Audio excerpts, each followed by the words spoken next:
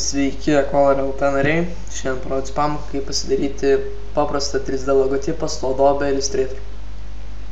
Pirmiausia, einame File, New.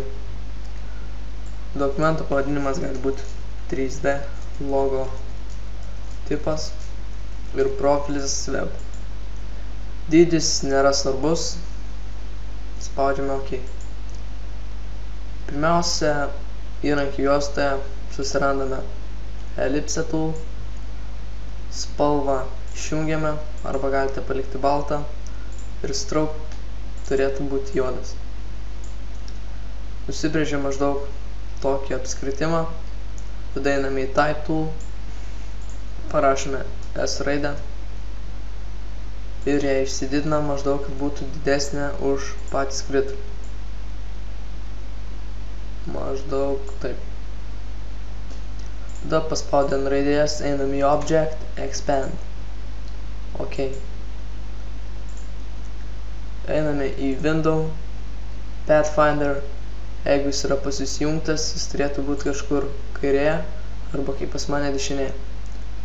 Pažymim savo objektą su Pathfinder Shape Modes, pasirenkame antrąjį variantą. Turėtume gauti kažką to. Pažymim savo objektą. Stroke galime pašalinti ir spalvą galime uždėti kokią tik nori.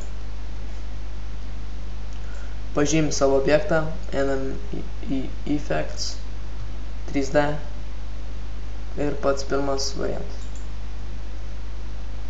Paspauskit Preview, norim pažiūrėti savo darbą gyvai.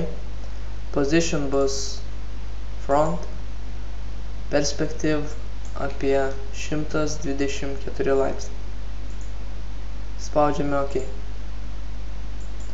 Turėtumėt gauti kažką panašaus. Toliau pažymėkite savo objektą, eikite į Object, Expand Appearance. Tada jūsų objektas yra sužymėtas, kuo smulkiau.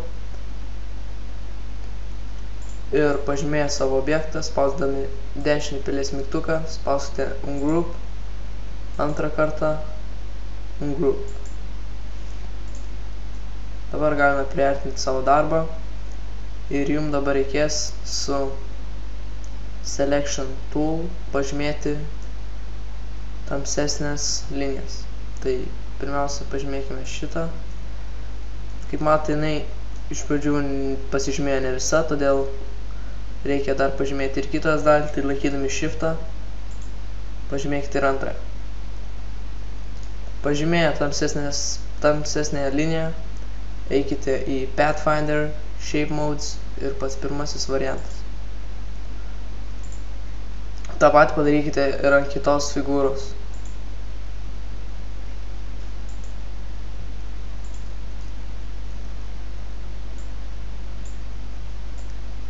Dabar galite paspausti ant šviesesnios dalies,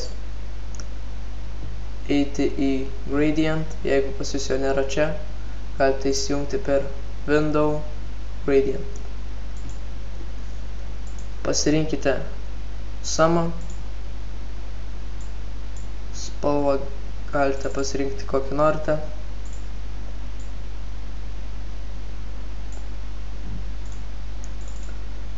Pasirinksiu, kad pereitų iš šviesesnės į tamsesnę.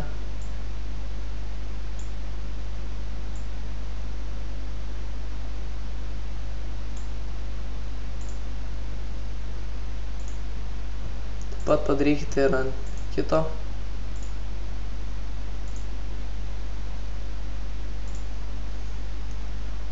Tamsesnėsias linijas pažymėkite ir su taip pat galite pakeisti jų spalvą.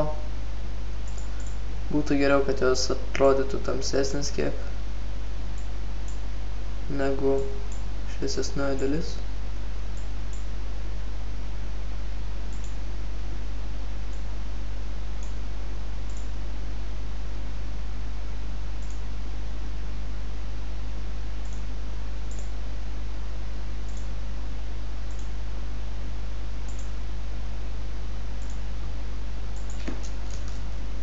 Gavę maždaug štai tokį variantą, galime pažymėti, galite pakeisti dydį, galite jį paversti kaip tik norite.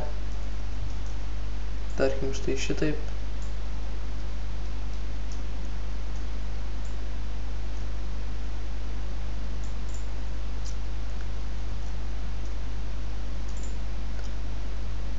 Toliau su Ellipse Tool pasirinkę juodą spalvą padarykime maždaug tokį šešėlį. Su Gradient pakeiskime spalvą, taip pat turi būti Summer. Baltą pakeiskite į tamsesnę kokią pilką. Ir oranžinę pakeiskite į baltą. Tada einame į Effect, Blur, Gaussian Blur. Dabar galite sulieti maždaug 2 pikseliai. Ir taip pat galite pratempti.